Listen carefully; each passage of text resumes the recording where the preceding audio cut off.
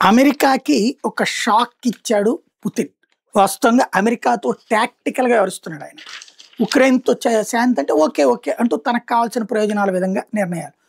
అట్లాగే అమెరికా చెప్పినట్టు వినడు. అట్లాగని అమెరికాతో శత్రుత్వం పెట్టుకోడు. అదొక వ్యూహాత్మకమైనటువంటి ఎత్తుగడ. ఇప్పుడు అమెరికా, యూరప్ దేశాలు టాప్ ప్రపంచంలోనే మొట్టమొదటి 7 ఆర్థిక వ్యవస్థల దేశాలు. అందులో వాస్తవంగా భారత్ ఉండాలి. భారత్ లేకుండా యూరప్‌లోని G7 దేశాలు. అందులో మనల్ని గెస్ట్‌గా పిలుస్తుంటారు.